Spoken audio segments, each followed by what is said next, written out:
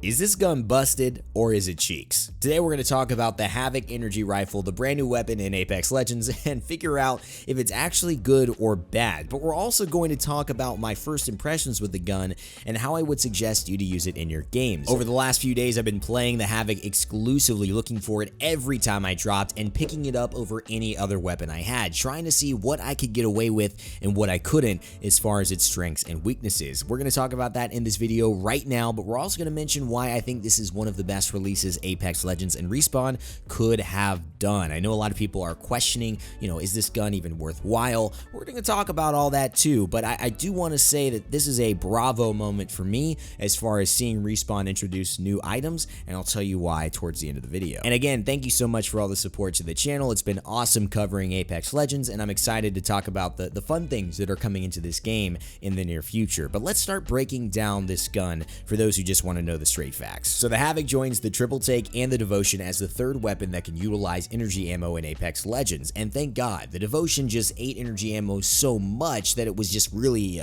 not really practical to use, and the Triple Take was just not that high tier of a weapon in comparison to all of the good weapons in terms of the heavy class and the shotgun class that have been dominating the meta. So this is a much needed, I think, addition to the energy lineup of weapons to round them out. Its recoil is pretty reasonable, and it also has one of the harder hitting bullets in the assault rifle category next to the Hemlock, doing 18 damage per bullet, meaning that headshots at a 2x bonus are doing 36 damage a hit. That is quite a bit. That's over a third of a person's health with no shield. 3 shots at a spin up rate that's relatively high once this thing gets going, and that person is down if they pop their shield earlier. I really like this weapon as far as finishing off opponents or just putting them under pressure. Now this weapon really excels mid-range, and it also excels at finishing off opponents, but the problem is when you start fights with this weapon, the spin up time can be absolutely deadly and costly. Not for them, for you. I've died many times trying to spin this weapon up and just being a day late and $1 short as far as getting the job done. Now one of the ways the Havoc gets over that early spin up time is with a Turbocharger, one of the 2 distinct hop-ups that can be used on the weapon.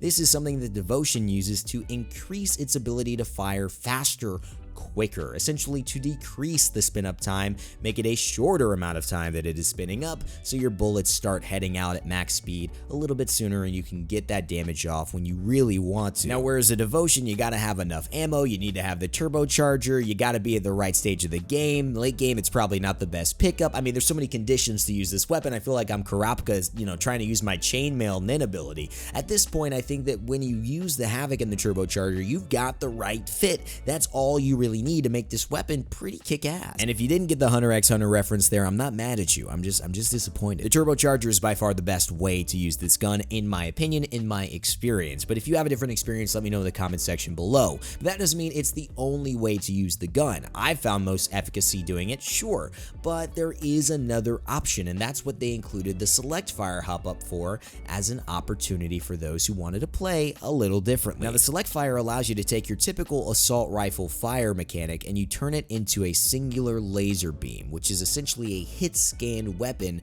the first of its kind in Apex Legends. I know when I first started playing shooters, I wasn't familiar with what hit scan meant, so just to break that down, it means that when you shoot something, where your cursor is, that damage will appear at that location. There was no travel time. It's not a projectile that you're throwing in the air. All of the other weapons have projectiles in Apex Legends, so you can dodge them. If your cursor is over an enemy, the second that your damage goes off, this laser beam hits, then you will do damage. If that cursor is not anymore on an enemy, it will not do damage. It will appear at the source instantly. That's what hitscan means. My experience with the hitscan version of this weapon is that it just was unreliable. Not that it wasn't good, but it also wasn't very impressive damage-wise. It was a 44 most of the time that I hit it. I got one headshot for 88, I remember, in my entire time using it, and I just found that it wasn't as easy to replicate the amount of effectiveness as when I had it on a Turbocharger hop-up. This is my personal experience, but I think a lot of people have echoed this sentiment that the laser beam is really cool, it just doesn't feel worth it at the range you're most likely using. The hitscan using 5 ammo for relatively meek damage was one of the other issues as well. You have 5 shots before you run out of a full clip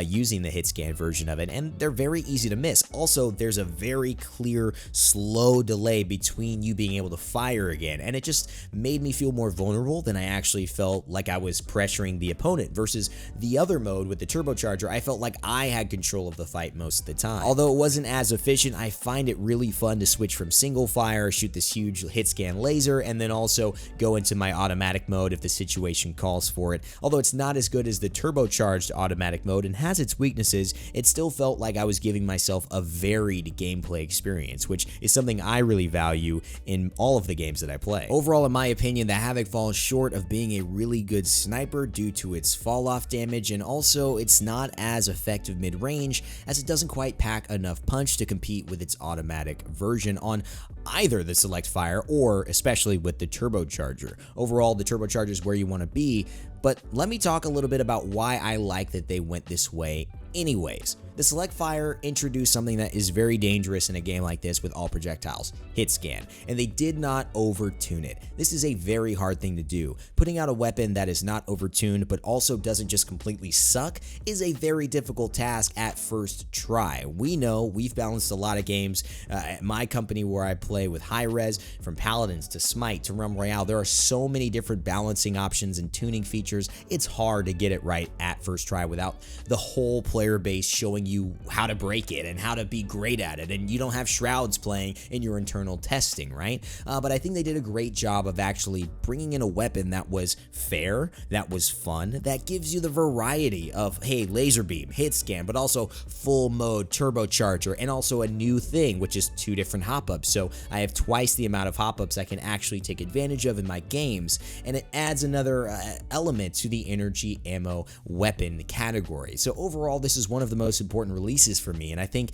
let me know what you guys think about this too as my closing thoughts, because Respawn showed us that they know how to introduce really well balanced things. They know how to introduce difficult concepts like hit scan into a game and still make it successful and not turn anybody off, and still, yeah, maybe the weapon could use a buff, but I think that it's in a decent placing and still have some value with the turbocharger right now. Alright guys, you've got the facts and you've got my opinion, and that's all for the video. I appreciate you guys checking in. That was all you need to know about the Havoc. Pick it up in your games, or if you've already done so, leave me a comment in the comment section below and let me know what you think about the weapon. Leave a like if you enjoyed this video, and let me know what I could do to make my videos better. Try to keep this one brief and just give you it straight. As always, my friends, remember to never give up, never stop gaming, and I'll see you all next time.